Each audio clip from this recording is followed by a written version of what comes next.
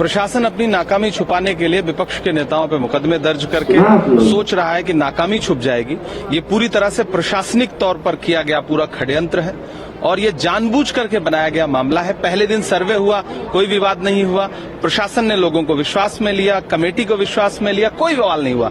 लेकिन प्रशासन ये नहीं चाहता था। प्रशासन तो चाहता था कि सर्वे टीम तो चाहती थी कि शांतिपूर्ण तरीके से कैसे हो गया। तो उसके बाद दूसरे दिन जब बिना लोगों को विश्वास में लिए और फिर एक बार की माहौल खराब हुआ, 5 लोग मारे गए हैं। सरकार के किसी भी एक जिम्मेदार बड़े नेता का कोई बयान नहीं, किसी मुख्यमंत्री का, उप मुख्यमंत्री का, किसी का कोई संवेदना के एक शब्द नहीं। आपने लोगों को मार दिया। मारने के बाद अब विपक्ष पे मुकदमा कायम करके लोगों की आवाज दबा दीजिए। ये लोकतंत्र तो नहीं है। और आज चूंकि संसद में आवाज न उठ सके इसलिए आप संसद को जो है वो एडजर्न कर दीजिए, राज्यसभा एडजर्न कर दीजिए, क्योंकि अडानी के मुद्दे पे बात ना हो सके, संभल के मुद्दे पे बात ना हो सके। तो ये सीधे सीधे लोकतंत्र को कुचलने वाली कार्यवाहियां हैं। क्यों नहीं दिया जाना चाहिए? क्यों नहीं देंगे मौका? क्या आप बिना विपक्ष के लोकतंत्र की कल्पना करते हैं? आप एलओपी को बोलने का मौका क्यों नहीं देंगे? ये कौन सी लोकतांत्रिक प्रणाली है? कौन सी संसदीय परंपरा है?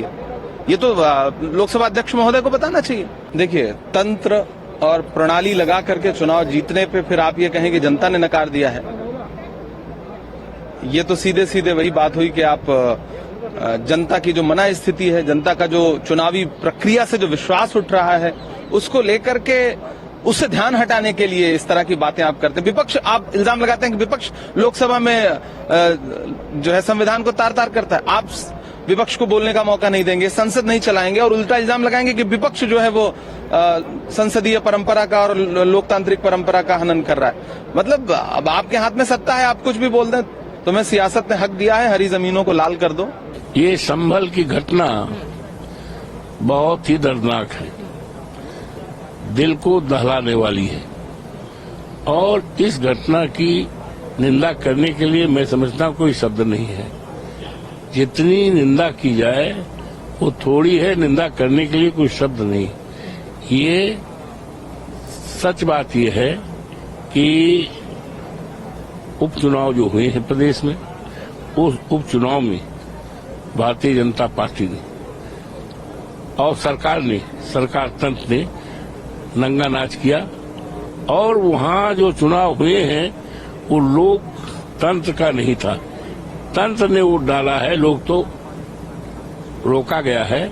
और जिसकी चर्चा, जिसकी बदनामी, जिसकी आलोचना, जिसकी क्रिटिसिज्म पूरे प्रदेश और देश में है, तो इसलिए ध्यान भटकाने के लिए इस तरह की घटनाएं हुई हैं जो कि बहुत ही दर्दनाक है।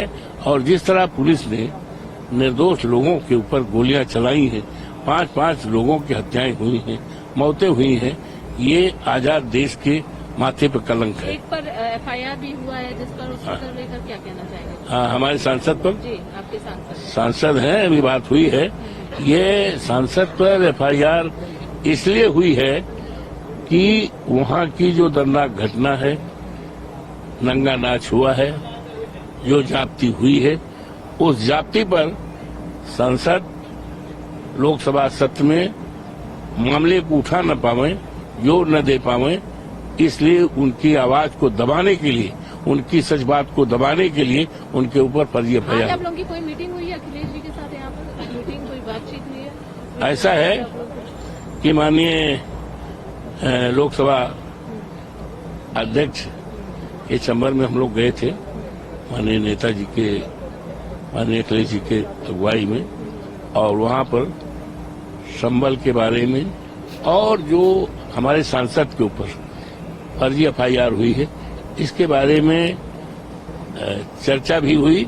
माननीय अध्यक्ष जी से इसमें हस्तक्षेप करने का अनुरोध भी किया गया। ये बातें हुई। बहुत दुखद मामला ये है कि इस तरह के वाकयात जो पहले कभी बहुत दहाइयों में और बहुत अरसे में कभी कभार पेश आते थे किसी एक आदमी की बेवकूफ़ी की वजह से, अब ऐसा लगता है कि ये सोच कैसे खराब हो गई लोगों की कि अपने ही देश की पुलिस और प्रशासन अपने ही देश के लोगों को ऐसे ट्रीट करे जैसे कुछ फतह करने जा रहे हैं किसी मस्जिद में ऑर्डर लेकर के और नारेबाजी करते हुए गुजरे हैं। और एक बार हो चुका था सर्वे, तो दोबारा लोगों को प्रवोक करने की क्या जरूरत थी? ये समझ में नहीं आता कि हम आगे की तरफ बढ़ रहे हैं, देश को लेकर जाना चाहते हैं या पीछे की तरफ लेकर आना चाहते हैं। जो पॉजिटिव काम होने चाहिए सरकारों के काम, पब्लिक का, आवाम का जो शपथ लेते हैं लोग कि उनका एतमाद, उनका कॉन्फिडेंस, उनका विश्वास जीतते हैं और फिर पॉजिटिविटी के साथ आगे बढ़ते हैं, वो चीज कहीं है ही नहीं, सिर्फ एक मनफी सोच है। और जिस तरह से लोगों का हौसला तोड़ने की कोशिश की जा रही है, अपमानित करने की कोशिश की जा रही है, ये बहुत दुखद है। और जितनी जानें जाए हुई हैं, आखिर वो भी देश के बच्चे थे, उनको अरेस्ट करके आखिर आपने ऐसा मौका क्यों दिया? पहली बार सर्वे में तो किसी ने पथराव नहीं किया, एक सर्वे हो चुका तो किसी ने पथराव नहीं किया था। वहां के माननीय सांसद जी खुद मौजूद थे और वो करा के चले गए थे। उसके बाद फिर आपने, जब तक आपके दिल को मतलब सुकून और ठंडक नहीं पहुंची, जब तक वहां चंद मासूमों की जानें ना चली गई और अब न जाने कितने लोगों का मुस्तकबिल, आखिर क्या वो देश के लोग नहीं है? ये अफसोस की बात ये है। इसका हमारे जो जितने संवैधानिक पदों पर लोग बैठे हुए हैं, वो सब इसकी शपथ लेते हैं कि हम कोई अन्याय नहीं करेंगे और कोई भेदभाव नहीं करेंगे, हम संविधान की रक्षा करेंगे, देश की एकता अखंडता को कायम रखेंगे। आखिर फिर उसकी धज्जियां क्यों उड़ाई जाती हैं? बहुत अफसोस की बात है ये। मैं आपके चैनल के जरिए से लोगों से अपील करता हूं कि इस तरह की नकारात्मक सोच के लोग जो इस तरह समाज में भेदभाव फैला करके लोगों को उकसाने का काम कर रहे हैं, चाहे वो सरकारें हों, चाहे वो प्रशासन हो, उनके बहकावे में ना आकर सब्र का दामन न छोड़ें, सब्र पर और सच्चाई पर कायम रहे। अल्लाह उनकी मदद करेगा। पुलिस प्रशासन ने सांसद समिति के लोग, सांसद जी थे नहीं वहां पर, वो तो बेंगलोर में थे। सांसद जी ने तो अपनी मौजूदगी में एक बार सर्वे करा दिया था पूरा, और वो कोई घटना नहीं घटी थी, लेकिन मौके की तलाश में थी इंतजामिया और एडमिनिस्ट्रेशन। ये तो दुनिया जग जाहिर है। और इस तरह से पुलिस प्रशासन ने मुजाहिरा किया है जैसे किसी गैर मुल्क में कोई गैर मुल्की रह रहे हो और उनके साथ में कर रहे हो। क्या ये ज़ेब देता है एक संवैधानिक पदों पर बैठे हुए लोगों को? क्या हम मशीनरी को अपने जो हमारे बच्चे स्कूलों में पढ़ रहे हैं, जो टीनेजर्स हैं, उनको हम क्या मैसेज दे रहे हैं, उनकी क्या तरबियत कर रहे हैं?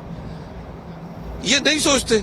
इससे पूरे देश में, पूरी दुनिया में क्या नाम जा रहा है? क्या इन सब हरकतों से हमारा क्या वो दो बच्चे जो पढ़ रहे हैं उनको क्या मैसेज आ रहा है? क्या इन बातों से देश तरक्की करेगा? क्या इन बातों से समाज सुधरेगा? हम सुधार के लिए, जब एक बार सर्वे हो गया था और माने वहां के जो एमपी साहब है ज़ियाउर रहमान साहब, उन्होंने अपनी मौजूदगी में करवाया था, कोई बात नहीं हुई थी। आखिर प्रशासन को एक अमन कमेटी बनानी चाहिए थी। फिर वहां जाने के लिए क्या नारेबाजी की जरूरत थी? आनन फानन आपको ऐसे कैसे, क्या मजबूरी थी वहां पर?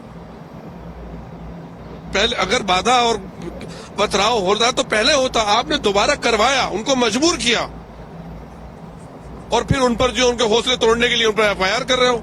वहां के एमएलए, उनके बेटे के ऊपर एफआईआर कर दी गई ताकि उनके लिए कानूनी तौर पर संविधान के उनकी राइट की कोई बात न कर सके। तो आप कुचलना चाहते हो लोगों की आवाजों को, देश के। आप किसी और को नहीं नुकसान पहुंचा रहे, अपने देश को नुकसान पहुंचा रहे हैं, इंसानियत को नुकसान पहुंचा रहे हैं, संविधान को नुकसान पहुंचा रहे हैं। ये बहुत अफसोस की बात है, ये बहुत दुखद बात है।